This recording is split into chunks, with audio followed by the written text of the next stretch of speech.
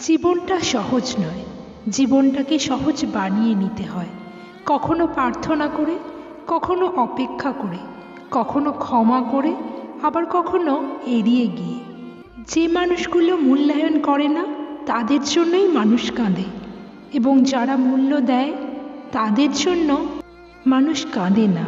কি এক অদ্ভুত চক্র! মানুষ যে ঠিক কবে মন বুঝতে শিখবে কে জানে। এই টাকা, রূপ, বিলাসিতা, অহংকার পরিত্যাগ করে মন বুঝতে শিখবে, ভালোবাসতে শিখবে। বুদ্ধিমান জ্ঞানী লোক কখনো সুখের সন্ধান করে না, তারা জীবনের সমস্যাগুলোকে মন থেকে মুছে ফেলার চেষ্টা করে। দাঁত থাকতে দাঁতের মর্যাদা না দিলে দাঁত পড়ে যাওয়ার পর আফসোস করার কোনো মানে হয় না। জীবনটা নির্মম কঠিন। কেউ আনন্দ উল্লাসে হাসে, কেউ দুঃখের সাগরে ভাসে। কখনো দুঃখ এসে সুখ কেড়ে নেয়, কখনো সুখ এসে দুঃখ ভুলিয়ে দেয়। একটা সময় না থাকবে সময়, না থাকবে ক্ষমা চাওয়ার জন্য মানুষটা, শুধু বিষাদময় স্মৃতি আর আফসোস থাকবে। ক্যান্সারে আক্রান্ত 12 বছরের মেয়েটির কাছে ডাক্তার জানতে চেয়েছিলেন, তুমি বড় হয়ে কি হতে চাও মা? মেয়েটি উত্তরে বলেছিল, আমি বড় হওয়া পর্যন্ত বেঁচে থাকতে চাই। আমার ধারণা আপনাদের এই গল্পটি অনেকেরই জানা, তবে এটা বোধহয় জানা নেই ওই ডাক্তার মেয়েটির কথা শুনে পুরো 3 মাস ঘুমোতে পারেনি। বেঁচে থাকার চেয়ে বড় সুখ পৃথিবীতে আর নেই। আপনি মানলেও সত্যি, না মানলেও সত্যি। যে চলে যায় সে তো চলে যায়, কিন্তু যে থেকে যায় সে মরে যায়। বোকা মানুষগুলো সব সময় ধোঁকা খায়, কারণ তাদের মধ্যে কোনো ধরনের চালাকি না দেখে সবাই যে যেভাবে পারে ব্যবহার করে। জীবন বড়ই অদ্ভুত। না চাইতে অনেক কিছু করতে হয়, আবার অনিচ্ছা সত্ত্বেও অনেক কিছু মেনে নিতে হয়। যার আজ ছেড়ে যাওয়ার অভ্যাস সে কি করে বুঝবে থেকে যাওয়ার স্বাদ? পাওয়ার আগে সবই ভালো, পেয়ে গেলেই ফুরিয়ে গেল। পৃথিবীতে সাধনা ছাড়া যে যেটা পেয়ে গেল তার কদর সে বুঝতে পারে না। হতাশ হওয়ার কিছুই নেই। যেটা তোমার তকদিরে লেখা সেটা দেরিতে হলেও তুমি পাবে। শুনেছি কাউকে খুব বেশি ভালোবাসলে নাকি সে ছেড়ে চলে যায়। তাই ভাবছি আজ থেকে দুঃখকেই খুব ভালোবাসবো। 24 বছর বয়সী এক ছেলে ট্রেনের জানালা দিয়ে বাইরে দেখছিল আর চিৎকার করে বলছিল, বাবা দেখো, গাছগুলো সব পিছন দিকে চলে যাচ্ছে। হঠাৎ করে ছেলেটি আবার চেঁচিয়ে উঠল, বাবা দেখো, মেঘগুলো আমাদের সাথে দৌড়চ্ছে।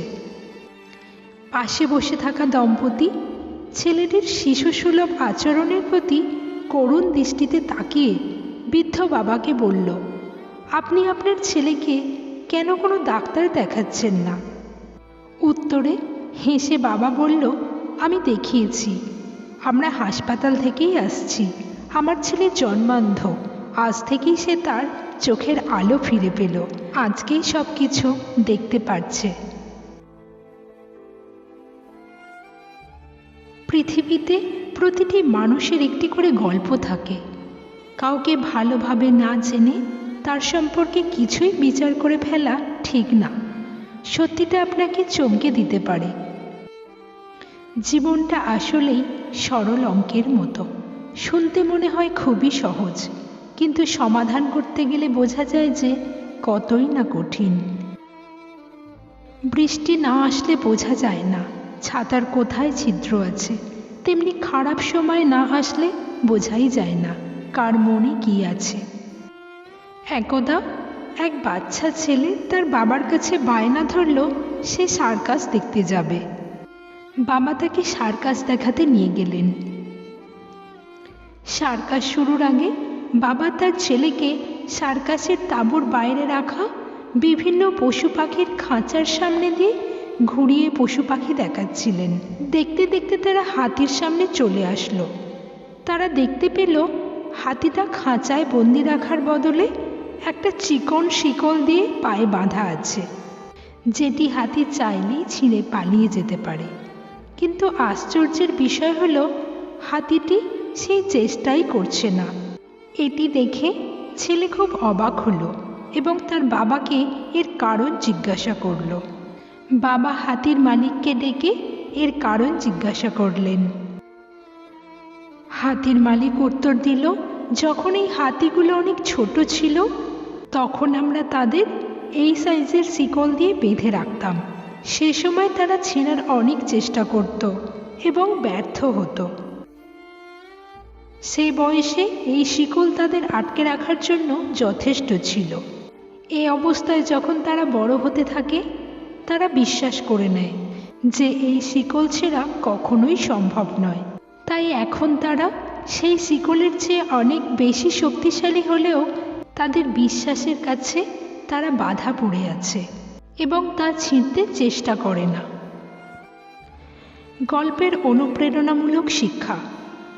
সফল হওয়ার ক্ষেত্রে প্রথম ধাপ হলো এটি মনে প্রাণে বিশ্বাস করা যে আপনি সফল হবেন।